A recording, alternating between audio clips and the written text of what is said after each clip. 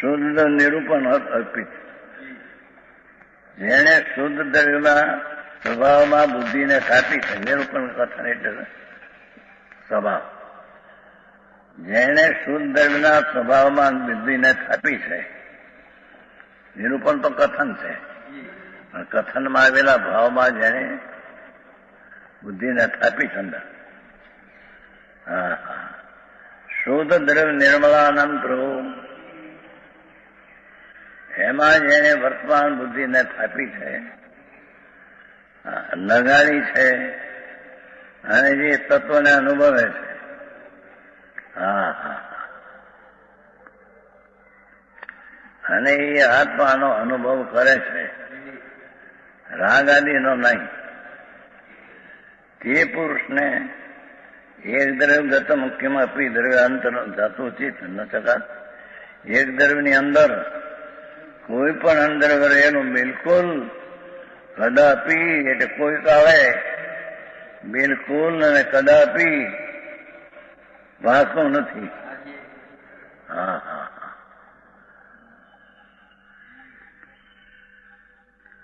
જેણે પોતાની બુદ્ધિને શુદ્ધ દ્રવ્યમાં સ્થાપી છે, એને એક દ્રવ્યની અંદર બીજાનું કઈ દ્રવ્યનું કઈ પણ કરી શકે છે, તે કઈ ભાસતું નથી. હા હા હા. ભાષા થાય છે કોને લઈને? ઓઠ હલે છે કઈ જડને લઈને, આત્માને લઈને નહીં. હા હા હા હા. ભાષા એ ભાષા વર્ગણાની પર્યાય છે, એ કઈ સારી પર્યાય નથી. હા હા.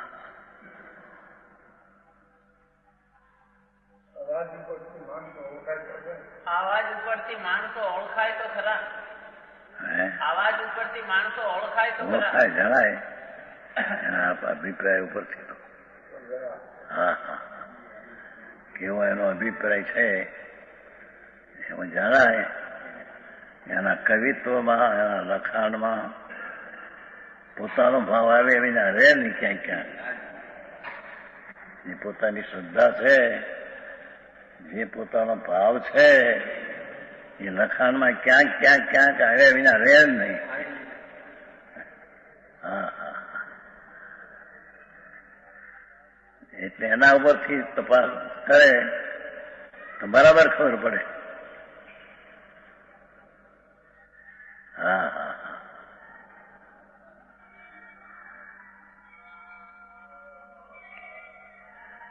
જેણે શુદ્ધ દ્રવ્ય એટલે ચૈતન મૂર્તિ ભગવાન પરમાનંદની મૂર્તિ પ્રભુ આત્મા અંદર છે. આત્મા વિતરાગી સ્વરૂપે બિરાજે અંદર. વર્તમાન હો થાય ત્યારે તો પર્યાયમાં થઈ ગઈ. આ તો દ્રવ્ય તરીકે વિતરાગ સ્વરૂપે બિરાજમાન છે. હા હા હા. એમાં જેને બુદ્ધિને લગાડી છે, સ્થાપી છે, અનુભવે છે, તે પુરુષને એક દ્રવ્યની અંદર કોઈ પણ અન્યદ્રવ્ય, કોઈ પણ તીર્થંકરને વાણીને તીર્થંકર પણ હા હા હા. આત્માની પર્યાયમાં એ વાણી અને તીર્થંકરને લઈને થયું છે એમ ભાસતું નથી. હા હા હા. છે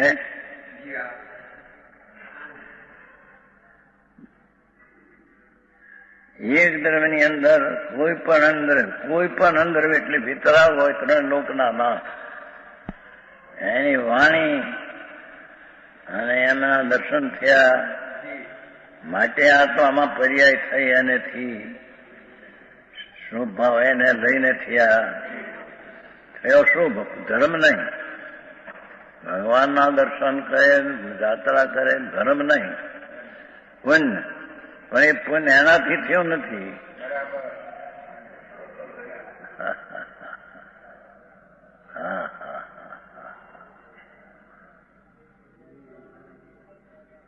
કેમ?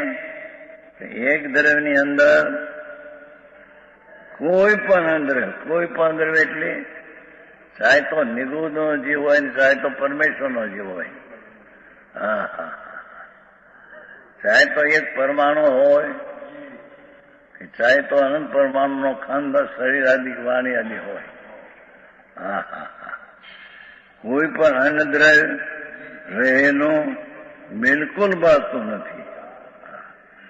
યત્તુ જ્ઞાનમ જ્ઞેયમ હવેથી તદ અયમ શુદ્ધ સ્વભાવોદય. જ્ઞાન જ્ઞેયને જાણે છે.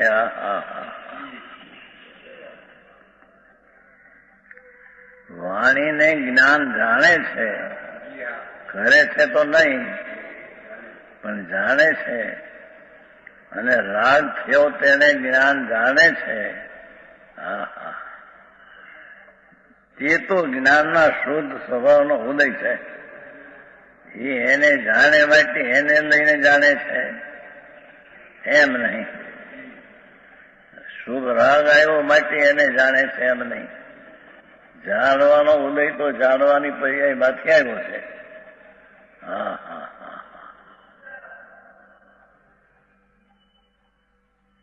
આવું આખરું મારું આખો દિવસ કરવું શું ત્યારે કોઈને કઈ કરી શકાય નહીં.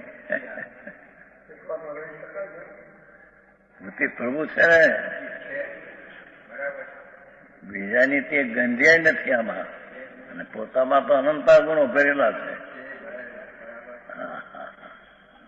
અનંતા ગુણો ભરેલા છે આપવામાં.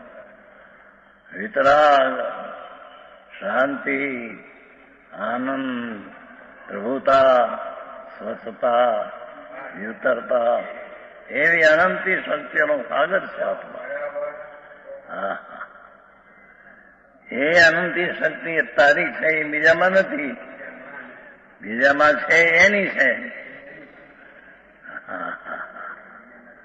એથી કે છે જ્ઞાન જ્ઞેયને જાણે છે.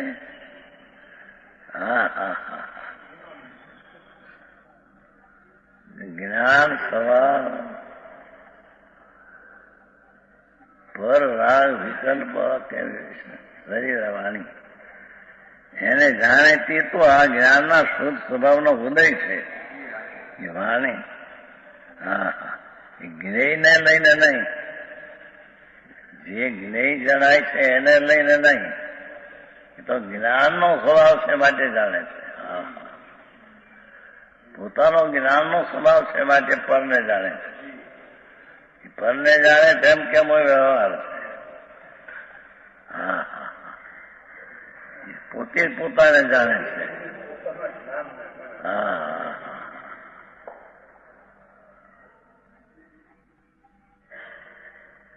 પોતાનો એક પણ અંશ બીજા દ્રવ્યમાં જતો નથી.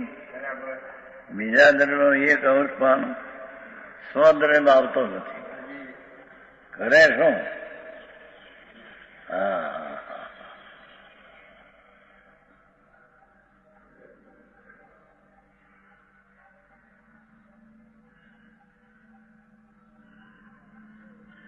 એક દ્રવ્યની અંદર કોઈ પણ અન્ન દ્રવ્ય, કોઈ પણ એટલે ત્રણેય લોકોનો નાથ હોય કે દેવધની હોય કે સમોસણ હોય,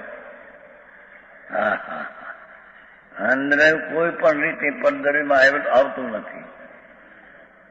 પરદ્રવ્ય અન્નદ્રવ્યમાં રહેલું નથી એટલે આવતું નથી. કદાપી જ્ઞાન જ્ઞેયને જાણે એ તો જ્ઞાનના શુદ્ધ સ્વભાવનો ઉદય છે. ઉદય કીધું શું? એ શુદ્ધ સ્વભાવ તે વખતે એ રીતે પરિણમ્યું છે.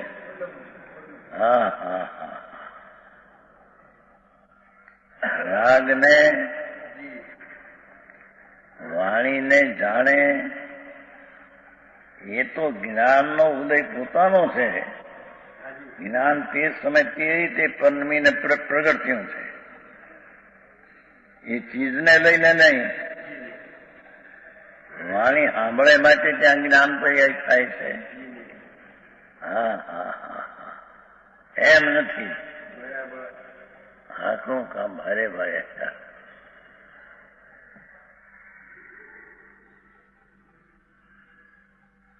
શબ્દ કાને પડે છે અંદર, માટે ત્યાં જ્ઞાનની પર્યાય થાય છે. એમ નથી. હા હા. કેમ કે જેમાં ચેતનાના સ્વભાવ છે એના પરિણામ ચેતનાથી થાય છે, વાણીથી થતા નથી. હા હા હા.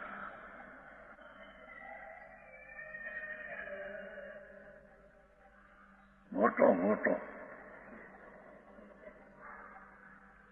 નિમિત્તથી થાય. કોઈ વખતે નિમિત્તથી થાય. એનો અર્થ એ થયો કે પરદ્રવ્યમાં કર્યું.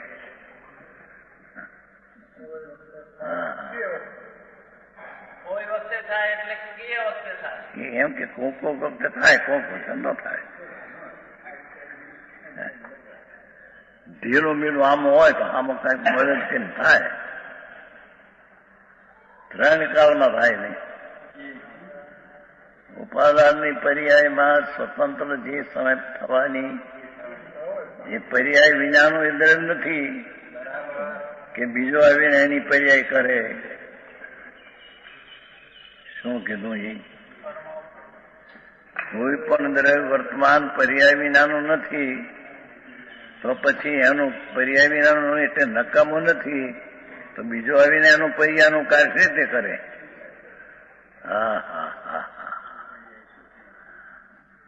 સમજાય?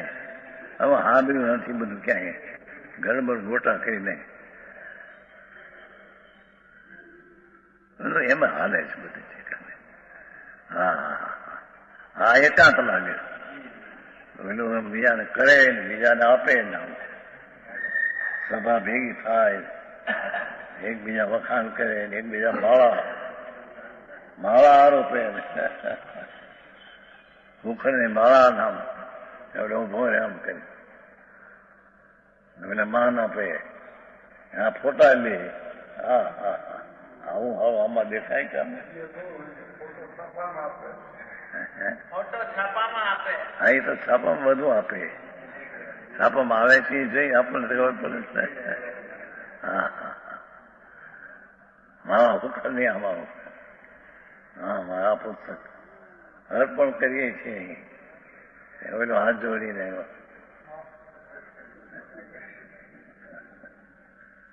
એને કંઈક બીજાને આપ્યું. હવે જયારે મને કંઈક માન મળ્યું, હું કંઈક ગણતરીમાં આવ્યો, બહારમાં ગણવામાં નહોતો આવ્યો.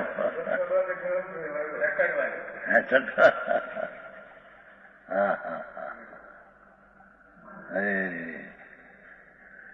શેમાં ગણાવું છે પ્રભુ? તને ગણતરીમાં લે ને તું, ત્યાં ગણતરીમાં તને લીધો નથી. તે પર વસ્તુને ગણતરીમાં લીધી છે. હા હા હા. પણ ગણતરીમાં તને ત્યાં લીધો નથી. તારી તો ત્યાં કિંમત કરી નથી. હા હા હા. બીજાની કિંમત કરીને ગણતરી કરી છે એની. હા હા હા. દાનમાં 5 લાખ 10 લાખ આપ્યા, 50 લાખ આપ્યા. હા હા. ત્યાં લખાણ આવે ત્યાં હા હા હા. 50 લાખ આપ્યા એક લગ્ને. કેટલો ઉદાર. હા હા હા. અરે કોણ આપે બાપા? એ પૈસા પરમાણુ જળ છે. જળની પર્યાય જે ટેકાએ જવાની હોય ત્યાં જાય છે. બીજો કે મેં આવું આપ્યા મારા છે એમ માન્યું એ મિથ્યા છે. પૈસા જળ છે એ મારા છે, મારા માનીને આપ્યા એ જ મિથ્યા સેવે છે. હા હા હા હા. આવી વાતો છે.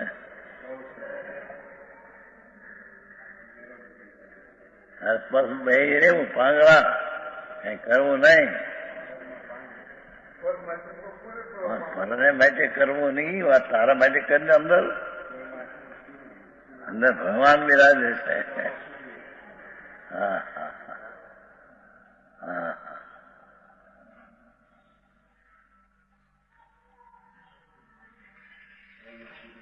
એ પરમાત્માની પૂર્ણ શક્તિનો સાગર છે.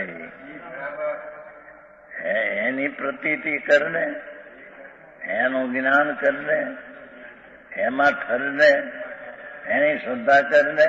હા હા હા હા હા કરવાનું તો આ છે.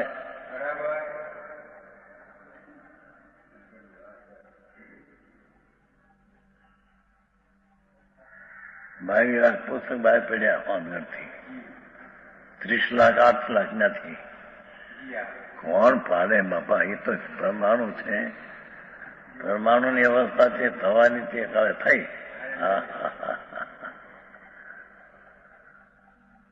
એ કે છે એ તો સ્વભાવનો ઉદય છે. પરને જાણવા કાળે પોતાના જ્ઞાનનો ઉદય છે. એ વસ્તુનો ઉદયને લઈને જ્ઞાન નથી. હા હા, એ જ્ઞાનના શુદ્ધ સ્વભાવનો ઉદય છે. આમ છે તો પછી લોકો જ્ઞાનને અંદર સાથે સ્પર્શ હોવાની જોયું. આત્માને અંદર સાથે સ્પર્શ, અડે સ્પર્શ માનતાથી આકુલ બુદ્ધિ વાળા થયા હતા. તત્વથી શા માટે ચૂપ થાય છે? આવી સ્થિતિ છે તત્વથી શા માટે પરને સ્પર્શતો નથી, અડતો નથી? હા હા હા હા છે. જ્ઞાનને અંદર સાથે સ્પર્શ હોવાની, સ્પર્શતો નથી એક પરમાણુને, આત્મા, એક શરીરને, અક્ષરને. હા હા, તો આવી માનતાથી આત્મબુદ્ધિ વાળા તત્વથી કેમ સૂતે છે? વિશેષ કે છે